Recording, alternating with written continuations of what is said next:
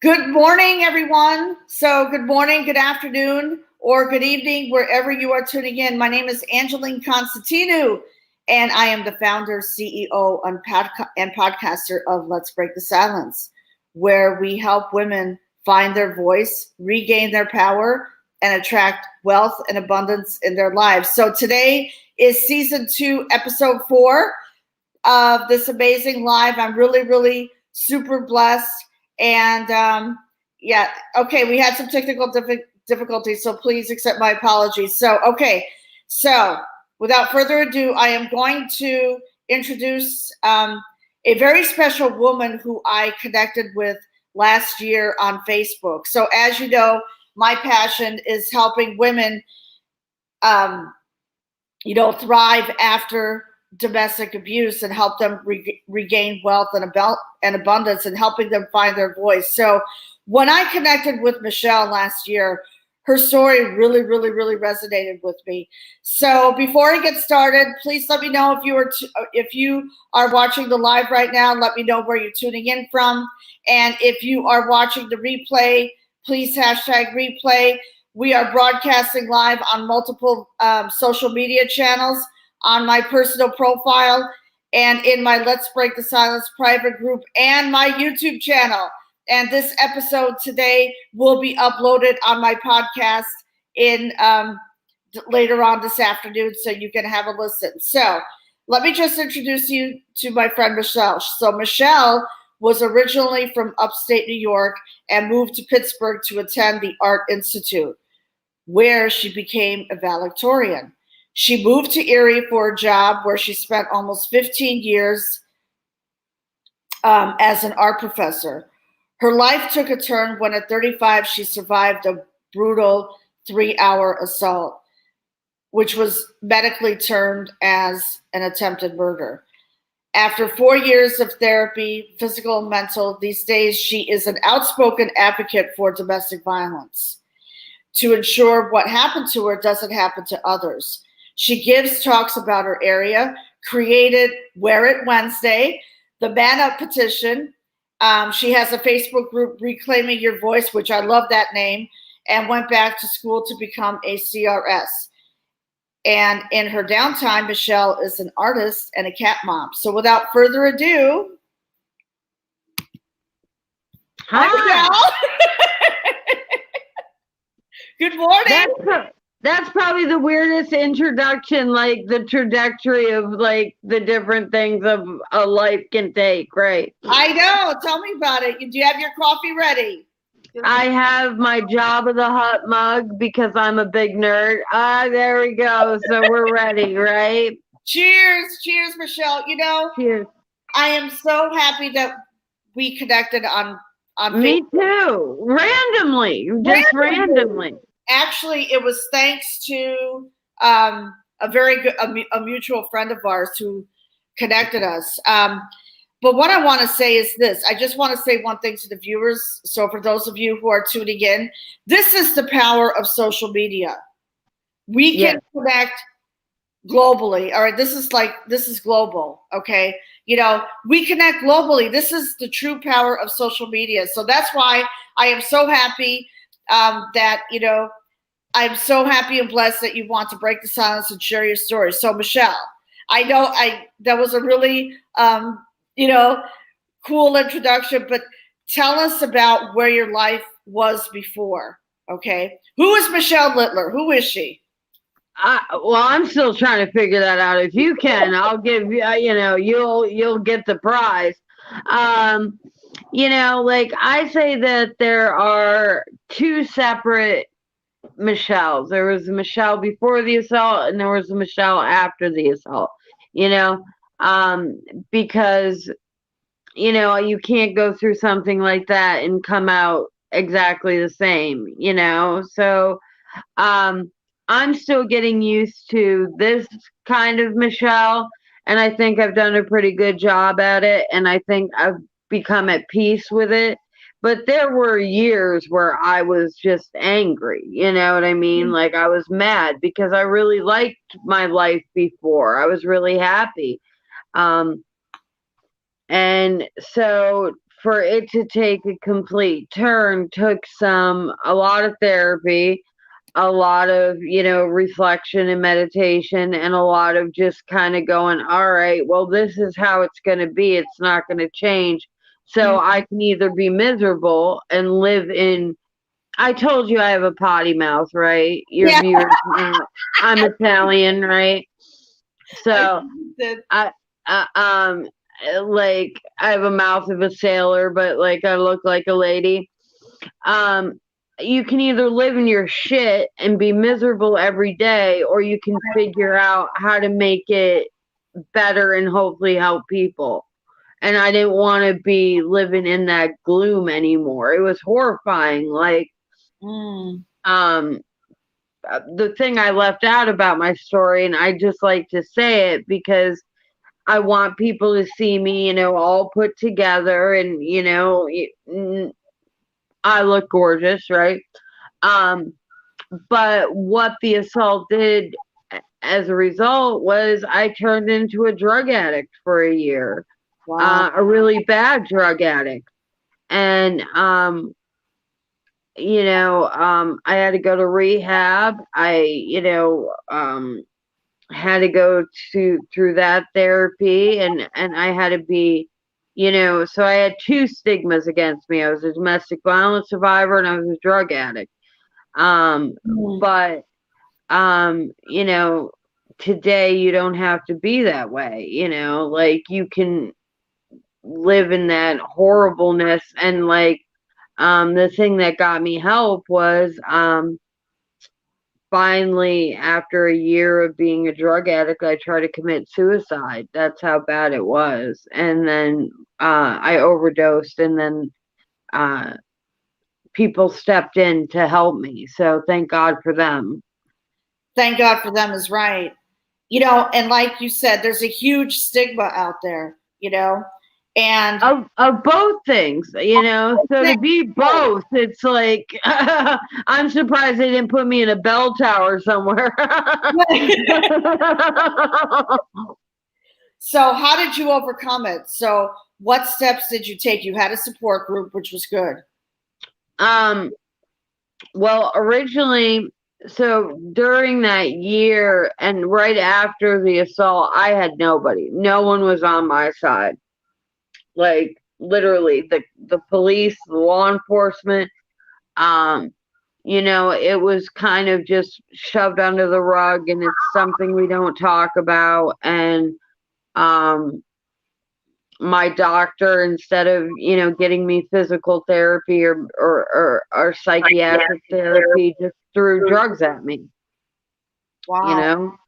It was like, oh, you're still depressed, here's another pill. Oh, you're still in pain, here's another pill. So I say my first drug dealer was my doctor. And I think that's the way it is for most people. I think people think that people that are addicted to drugs, it comes on the street. Usually it's in a hospital. Right. Okay. So you had basically no support. No, not in the beginning, like for a year. And that's why I turned to drugs. Like I wanted to forget everything. No one was telling me how to deal with it. I had severe PTSD. I had severe pain, anxiety. I had traumatic brain injury. I mean, anything a body could have, I pretty much had. And until the moment where I tried to commit suicide, and then people stepped in, and then I started getting the help that was required. But it's sad that it took that extreme for people to realize how bad it had gotten. You know what it is? That's what it takes. Unfortunately, that's what it takes. Like for myself, I know what happened to me. Okay. So regarding yourself, so then what happened right after that? So tell the viewers, please, for those who are tuning in. And let us know where you're tuning in from. Drop a comment below if you are able to see and see this live, because we are on multiple social media channels, and we want to make sure we get our message across here. So I see Pierre is tuning in. I see Vivian. All right, so go. Yeah, I can't see any of that. So, and if people have questions, let me know. Yes. Drop a question. I'm open to questions. I want to be like The View. Right, there you go. I love you. I love your spirit. Mm-hmm. I love your spirit. You are a warrior. You are a victor. So let's go on. So what happened right after that?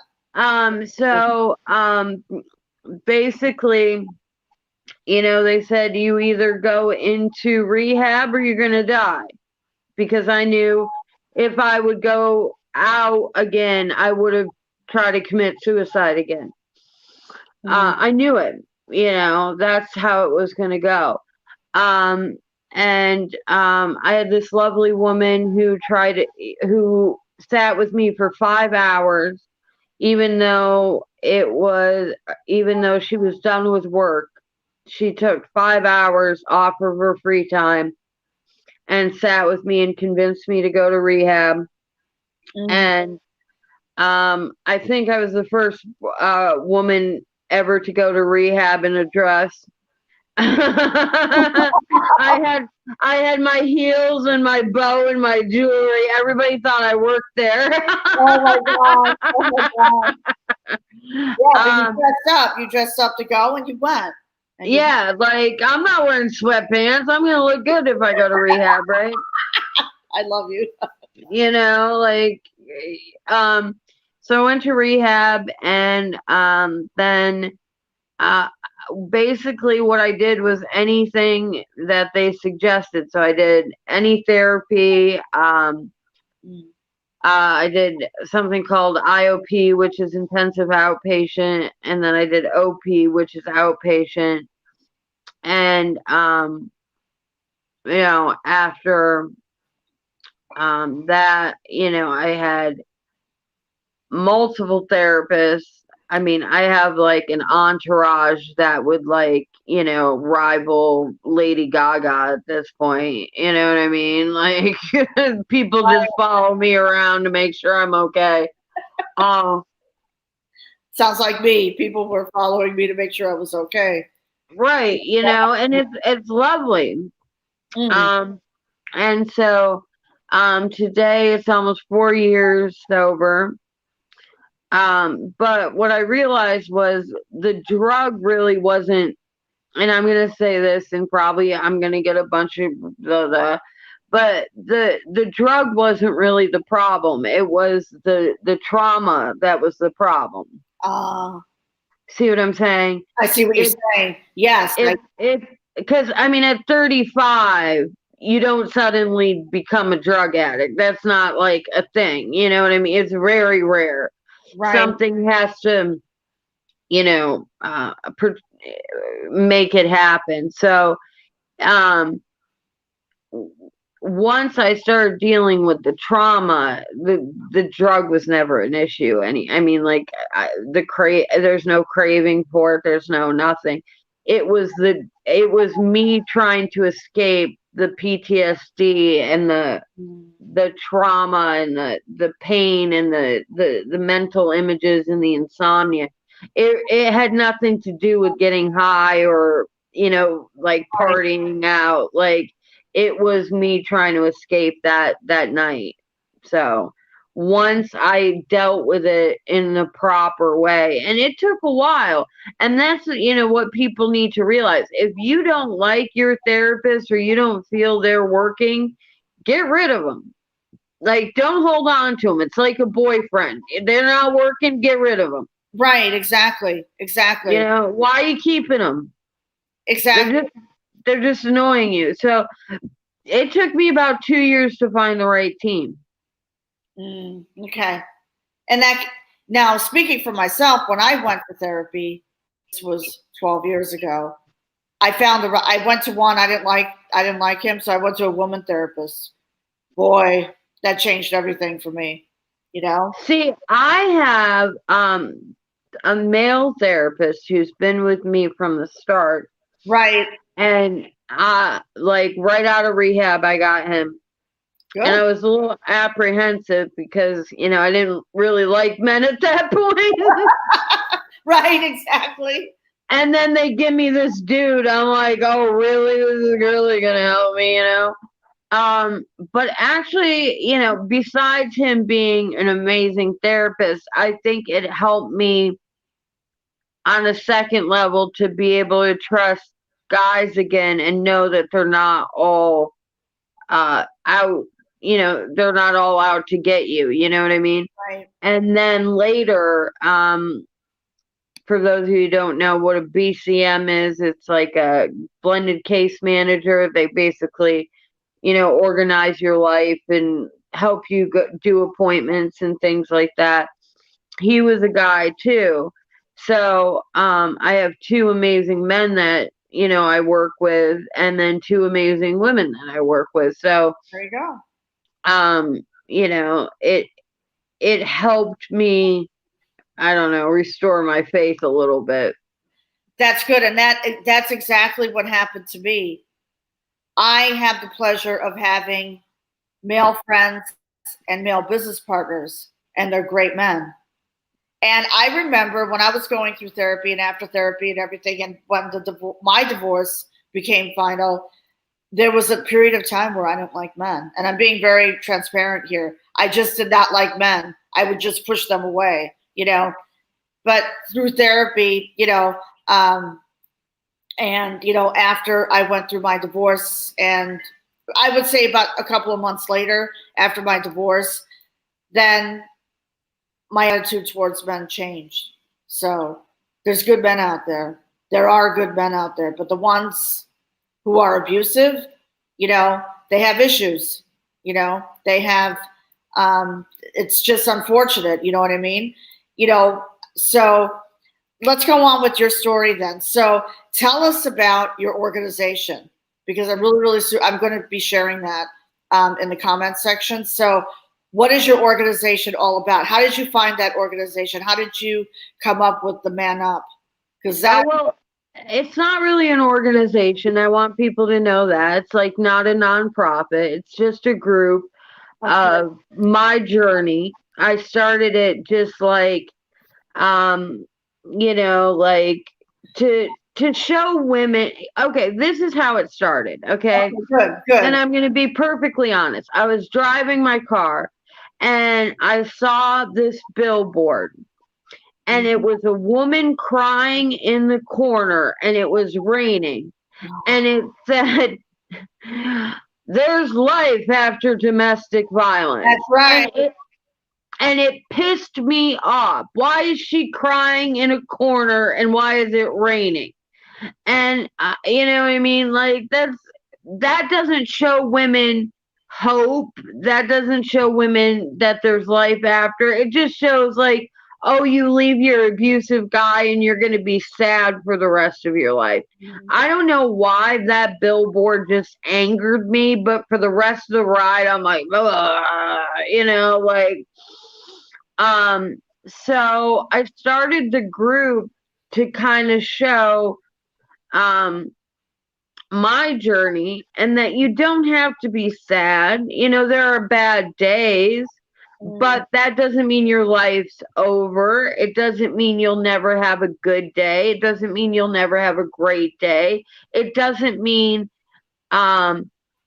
because I'm, alone for a night that I'm like crying over cheese when it's raining. You know what I mean? Like, Yeah. I'm not doing any of that. Like, it's fine. I'm living my life. So I thought if and the area that I live is very, how should I put it? Behind the times when it comes to domestic violence. How they deal with it, how they prosecute people. Like, okay, so you explained my story and how medically it was deemed an attempted murder. Well, the perpetrator, who happened to be my fiance at the time, right, ended up only getting a $300 ticket. See that? That's horrible. And when I called for help eventually, the cop looked at me and I was bloody, broken. I couldn't see, I couldn't talk. There were blood stains on the wall. And he said, "What did you do to make him angry?" See that? Stigma. That's. Now, had that been a stranger, he would still be in jail, right? No. I agree with you. Right? Like, had it, what my problem was is I should have been like, "I don't know this guy." He would have gone to jail. But in my area, it's behind the times, and women are so terrified to speak out, and I don't blame them because you're scared of the person that you got away from if they're still walking around. Right. B, you're scared of the stigma because people might blame you. And 3, you've been abused for so long and told that your voice doesn't matter that you don't feel like anyone will listen. So I wanted to change that and show people it's okay to say that you're a domestic violence survivor. It's okay to show that you can have fun. So I created Reclaiming Your Voice. And I mean, like I put on there that I have hard days because I don't want people to think every day is happy. But, I put stuff on there of me being silly and stupid and like I rode the Wienermobile for God's sakes. You know what I mean? Like I've gotten to do things that, most people don't get to do. So that's how it started, and it kind of caught on. And then for Domestic Violence Awareness Month, which is in October, right. The first year I realized no one did anything. Like nothing. Like what? Like like we have National Pancake Month where IHOP gives away free pancakes. You know what I mean? Right. But like we were like this, it upset me. So I created something where like I'm friends with a lot of local businesses because I'm big in the art community, so I talk to a bunch of people. Right.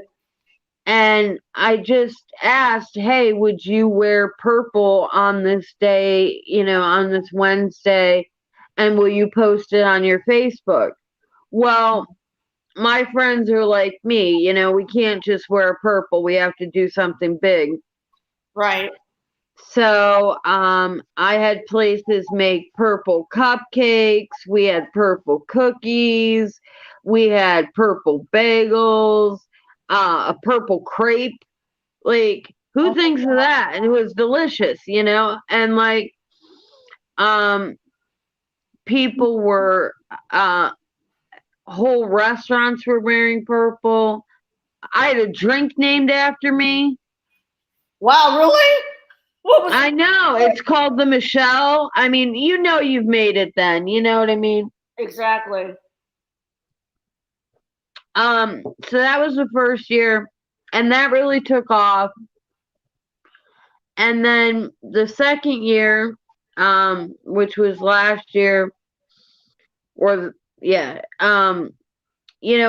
with COVID, people were doing it. Yeah. People had purple masks. We wore purple.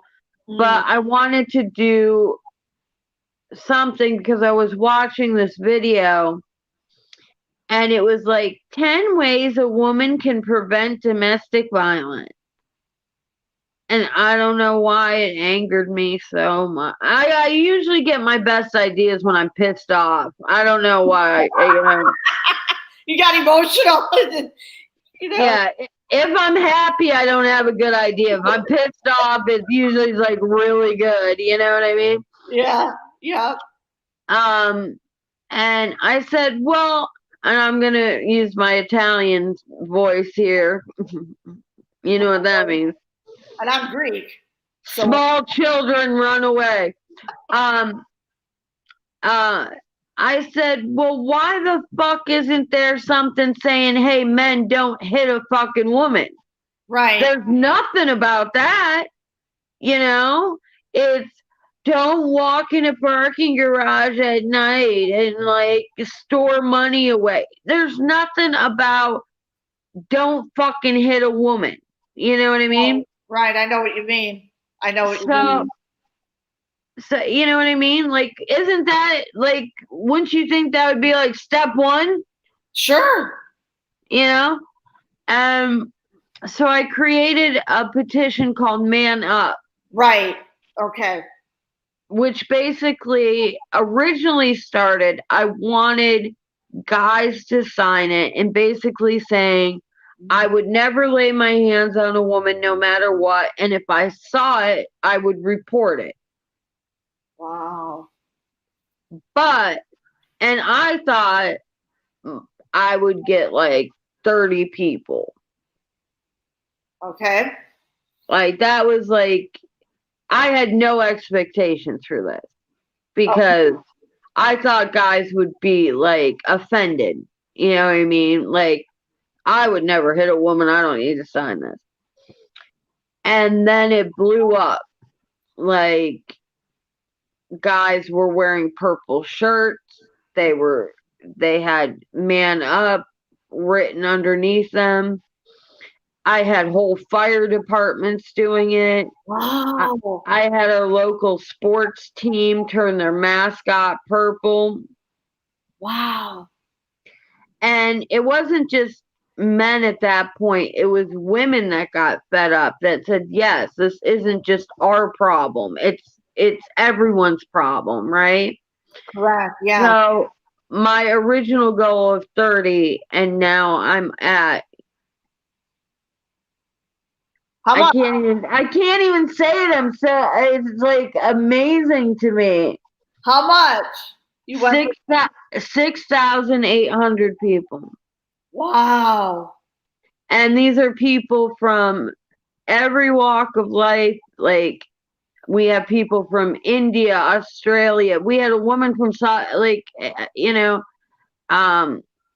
Africa, did you say, or South? We have some from South Africa, yeah, Australia, Egypt, wow,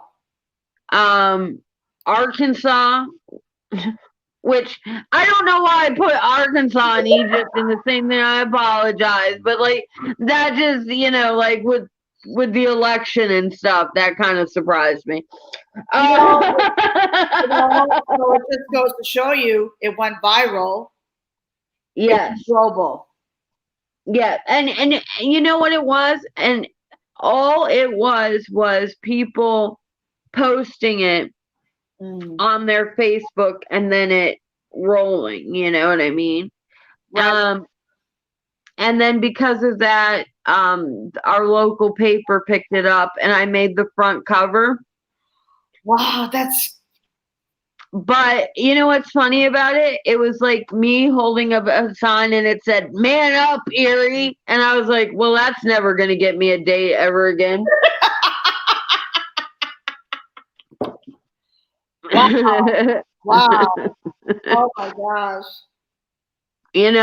Well, at least it keeps out like the potential abusers, because they're going to be like, man, she got press, so I'm not going to touch her. Right. Exactly. Let's give a shout out to some people who have been tuning in now. So we have Vivian. Vivian is from Singapore. Hi, Vivian. Yeah, she's from, and actually she and I have to connect with her later. And Subusu. Okay.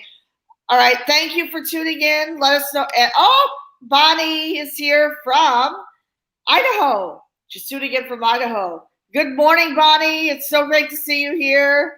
Just so great to see you here. Thank you so much for tuning in. So, a message to the viewers now. What is your special message that you want to share with? Oh, see, Vivian is saying hello, Michelle. See? Yeah. Do you guys have any? I want questions, man. All right. So for those of you who are tuning in, do you have any questions? Oh, Anel is here. South Africa. South Africa is in the house. I love, man.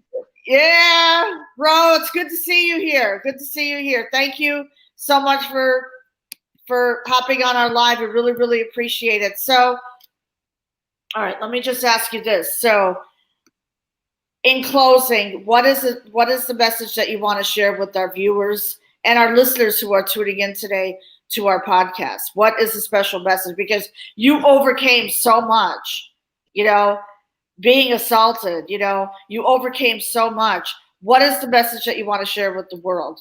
What is your special message?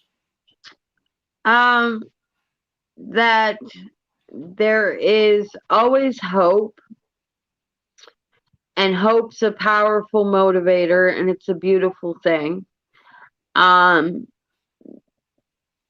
Ignore any stigma, because really, if a person has a stigma, it's more on them than it is on you. Like, if someone has a stigma or a bad, if they go, oh, you were a drug addict, that says more about them than it does about me. Right. You know what I mean? Exactly. What people think of me is none of my business. It's really not. And, what I guess my, what I take away from this is, that night I did what everybody does. I went to work. I, did everything I was supposed to do. I was living a life that everybody lives, very normal. Paid taxes, got my car inspected on time. And I took a nap, and then in 2 seconds, my life changed forever. And that's how quickly it can happen, right? So, I just think, my message is, congratulations, Bonnie has over 9 years clean. Yeah. See that? Sweetheart. And my friend Tebra's tuning in from Minnesota. Oh, I love Minnesota. Yeah. Yeah. Tebra and I went to high school together. So. Oh, see, I just know about Minnesota from Fargo, don't you know? Wow. Wow. But like, small world. And the doctors told me I wouldn't be able to draw again. The doctors told me I wouldn't be able to do a lot of things again. And I had a solo show. So, I think it's really, I don't want to say it's, all up to you and you can overcome everything if you put your mind to it, because there's some physical limitations that you can't. But you don't have to have a depressed life. You don't have to be sad forever. You can laugh and joke. And I mean, I'm funny as hell, and not that domestic violence is funny, but I can make jokes out of it. I'm allowed. And that's how I deal with it, and I think, I'm working towards a bunch of things, but I didn't let it ruin my dreams. It just, maybe they changed a little bit. Right. And the other thing, I mean, people have to realize, just because you leave a violent situation or leave trauma doesn't mean you're going to get better in a day. I agree. I think people get frustrated because they think, oh, I'll leave, everything will get better, like, it's 4 years later and I'm still going to the neurologist. I need to get most of these teeth replaced because they were punched out. You know what I mean? Yeah. Like, I just had a seizure after, like, that's how we talked again. I had a Right. seizure the day after Christmas. Wow. And that was a result of having a seizure disorder from this. So, you know, but, you know, I was in the ER having a after the seizure, making jokes. Like, you know, you can either have a, you know what I mean? Like I said, I didn't ask for this for Christmas. Fuck this. I want to talk to Santa. Santa, what did you do to me? Like, what is? I know. I said I wanted a sled, not a seizure. He read it wrong. Wow. You know? Yeah. But it's all about, you know, and I'm not going to say attitude is the best medicine, but like, I don't know. I would, you know, my best advice is connect with people that are positive. Right. Like, I connected with you and you always give me positive things. Thank you. And you know what? Do not be afraid to get rid of these negative assholes. Right. I agree. Like, did you see my Facebook, what I'm doing? Yeah. I put on there, I have 930 friends. If you don't respond to me in 3 days, you're fucking gone. Because I don't know half you people, and half you people are bringing me down. So, right. It's not quantity, right? We're so obsessed with quantity. It's quality. So, do not, as abused women, we are so afraid to say no. It is my favorite word in the world now. I say no to everything. See that? It's freeing. It's freeing. Exactly. It's freeing and it's liberating. And I know, yeah. So, no, go ahead. Go on, because this is. I said, because, like, okay, so this is what abused women do, okay? We will apologize for everything. Right. And I have an exercise for, and men, but mostly women. Count how many times in a given day when you go out, how many times you apologize. Okay. Right. I've apologized for people when they have hit me in the feet, in the shins with their grocery cart. I said, "Oh, I'm sorry." I'm sorry for what? I'm in your way? Right. Exactly. You know, like, they didn't apologize for hitting me with a cart, but I'm saying, "Oh, I'm sorry." At the grocery store? Oh, boy. Right. I was in the hospital and I needed my medication and I hit the button and the nurse came and I said, "Oh, I'm sorry, I need my meds." What are you doing? Yeah. You know, so yeah, exactly. So watch how many times you say you're sorry, and that is a direct result of either abuse or being told that we are like somehow taking up other people's space and we shouldn't be. So now I don't say I'm sorry, and no is my favorite word.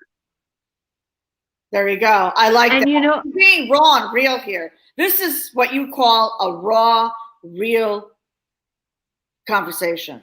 Well, it's what happens when you invite an Italian. I'm Greek, so yeah. We're together. We're like, you know, we created the Renaissance. Watch out. Watch out. Right. I love it. I love it. Your energy is amazing to me, and you are inspiring. I don't. I'm sorry if I'm talking too long, but no. You know, the other thing I've learned is to stand up for myself no matter what. You know what I mean? Like, I don't care if you think I'm a bitch. I'd rather you think I'm a bitch than suffer at home and not get what I want. You know what I mean? Right. And I'm not talking like, you know, gold bricks or something unobtainable. Like, if a doctor's office says, oh, we don't have an appointment and I need to see them. I said, oh, hell, you will see me today. Oh, yeah. Like, but the old Michelle would have been like, okay, well, I guess I'll wait and suffer.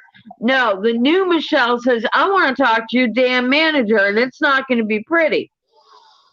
And people think that's being a bitch, and it's not. You need to take care of you. You are with yourself the most. So why suffer to make what? A receptionist not feel bad for a minute? I don't give a shit. Right. Exactly. Like, I'm sorry that I hurt her feelings, but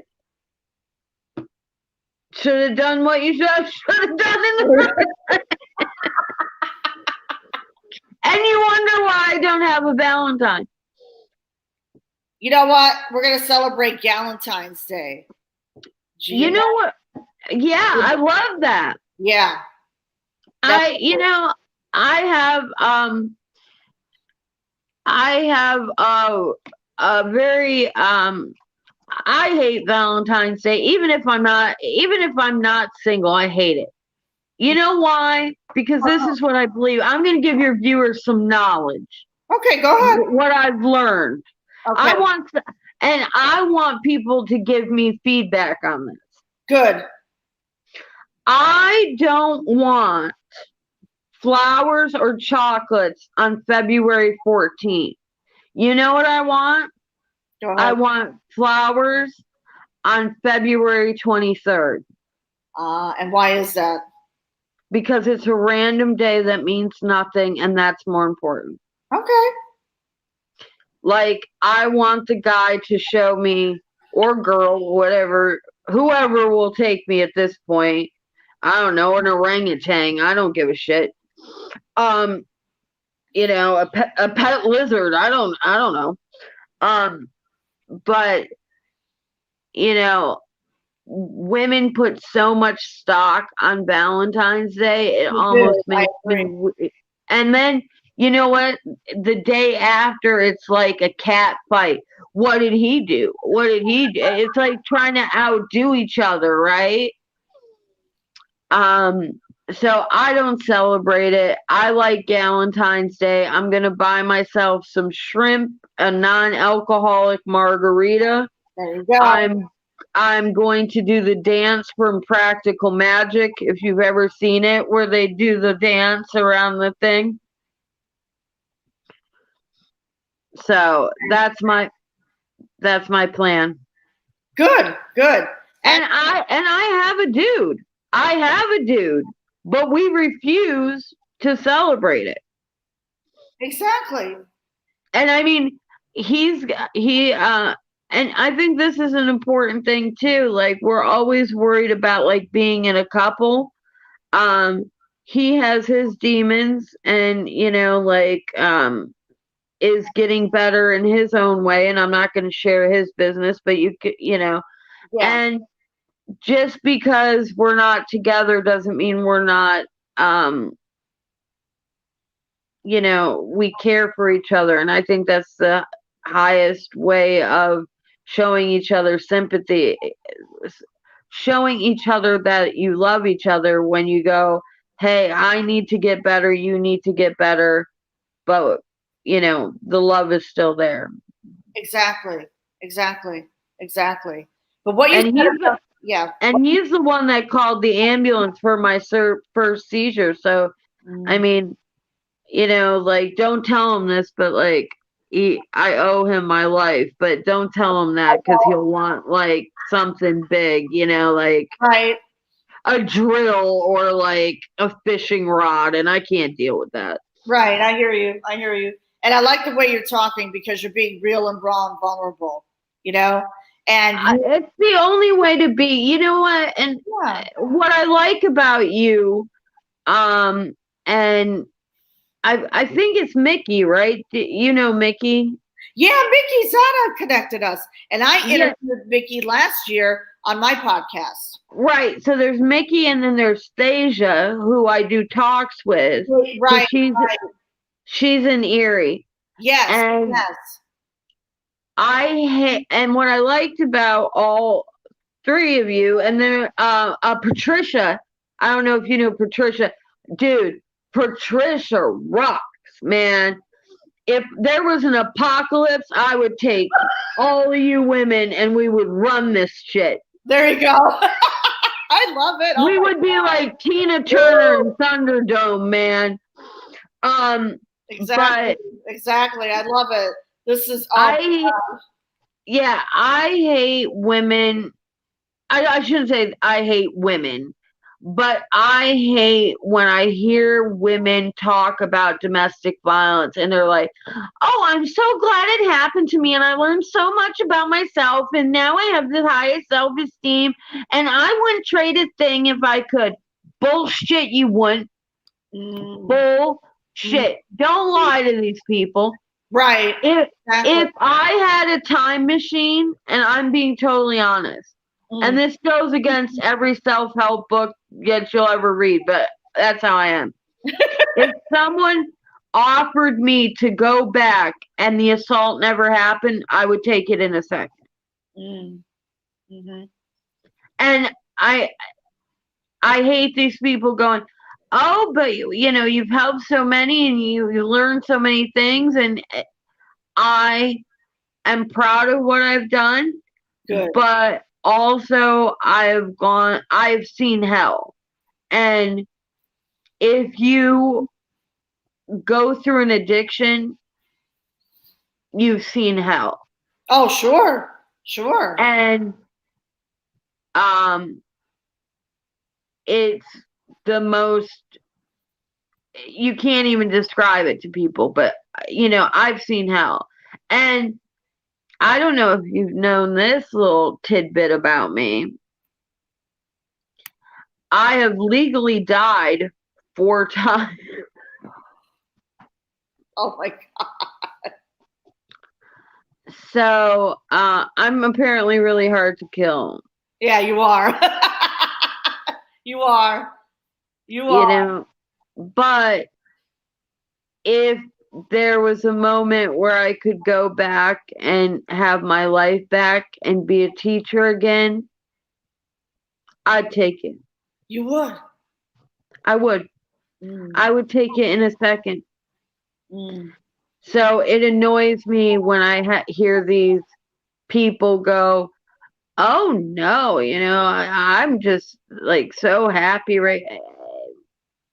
I like real women that like are pissed off, because you should be pissed off. Like, you shouldn't be like Susie Orman dancing all over the stage, all happy and shit, like, oh, like you should, you can be happy and proud, but like there is a level of pissed off. And why wouldn't you be? Someone else decided how my life was going to go. See? Like, it would be one thing if I got drunk, and I'm not saying this is a judgment or anything, but it would be one thing if I got drunk, drove, got in a car accident, had all these injuries, right, and had to deal with it. Like, that was my personal choice. I'm not saying, like they deserved it, but that was my choice. But for another human being to decide the trajectory of someone else's life, you should be fucking pissed off. I'm sorry. Yeah, exactly. There's not enough forgiveness in this world. I agree. And life is not all sunshine and rainbows, okay? It's not all sunshine and rainbows. So you're keeping it real with people, and I'm very proud of you.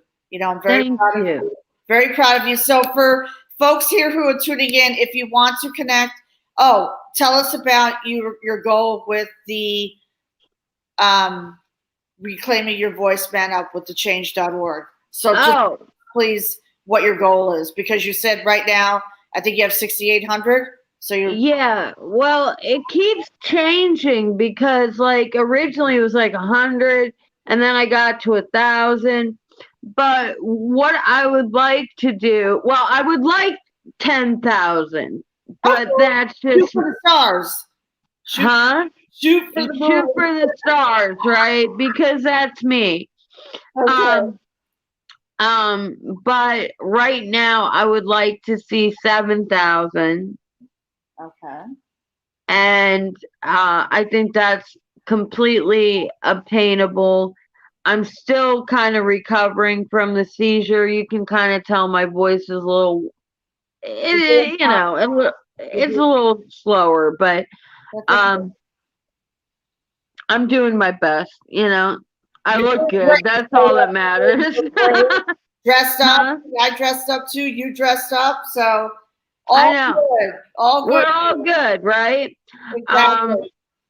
I mean, what I would love is, and I don't know, like there are organizations out there on Twitter, like, that just specifically deal with domestic violence. I would love if they pick this up because, like, I don't know how many followers you have or friends you have, but I have like 900 friends. I So have if over each 4,000 friends. Yeah, if each one took, all it takes is 1 minute to sign it. It's not a commitment. You know, Okay. you don't have to pay anything. It all it's saying is I will not stand for domestic violence. That's all it's saying. So Okay. who doesn't want that, right? Exactly. Exactly. I agree with Like, and change.org, see where people get hang up is it does ask for a donation, but you don't have, you just hit no. Fine. Like at a grocery store when they ask, do you want to donate $1? And you've been to that grocery store like 17 times. You're like, no, I've already donated enough dollars. Right. Yeah, you know, You don't have to. It's not a like, requirement, guys. yeah, like it's not a requirement. All you hit is no. You can write your name. That's all you need to do. And if all your friends and all my friends signed it, we would have 10,000 easily. And what I eventually want to do with it is, once this COVID, whatever, um, if I have that big of a number, I can go to the governor of Pennsylvania and basically say, look what I've done. You have 10,000 people and it's just one chick with a cell phone. Imagine what you could do if you actually, you know, I don't know, had other people do it. Like actually put it on your Twitter. And this needs to be addressed because it's not at least in my state, and I can't imagine in other states. Oh, Jody, Jody. I interviewed Jody 1 month ago. I want to hear. Someone's got to have a question for me. Force them to ask me something. I don't even care. So, ladies and gentlemen, if you have questions, please put them in the comments below. Okay. And even if it's my favorite color, I don't care. Let's be more talkative and engaging here on the Facebook. Well, like I was thinking Monty Python and the Holy Grail. Yeah. So I'm sorry, I have to smoke. It's killing me. I will do it off camera, but like you told me if I really needed to. Yes, that's okay. Don't worry about it. Don't worry about it. It keeps me sober. It's the only vice I have left. Good. All right, everyone. So thank you so much for tuning in and taking the time out of your busy schedule on our Facebook Live today. So you can reach Michelle here. Okay, so you don't have to make a donation. Let's help.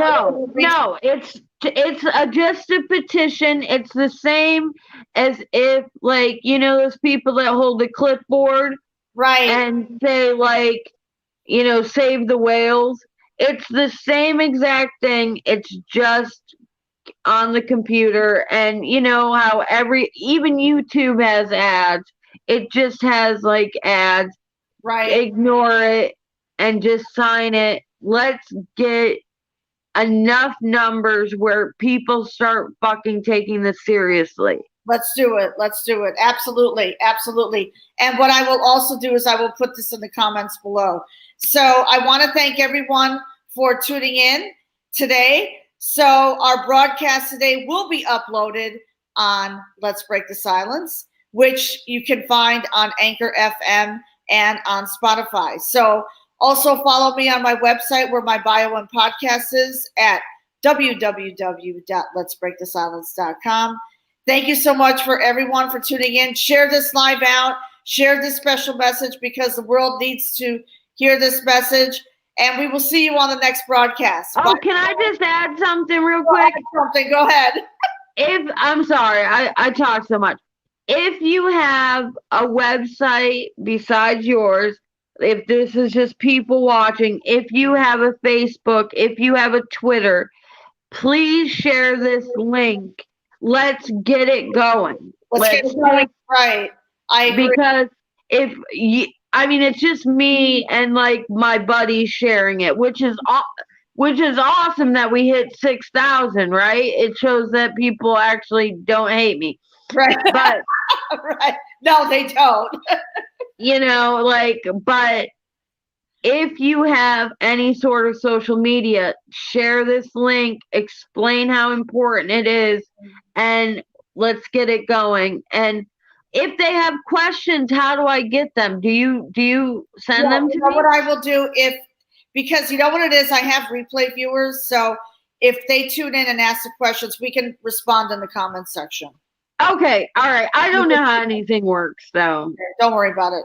I'll let you know. You'll help me. I help you with StreamYard, right? So. Well, you helped me with everything. I didn't even, You're a great person. You're a great. I'm an advocate, but I can't figure out how to use my phone. No, don't worry about it. You did great. You did great. All right. Thank you so much for having me. Thank you. Oh, thank you. Thank you. All right, everyone. Have a great day, and we will see you on the next broadcast. Bye now.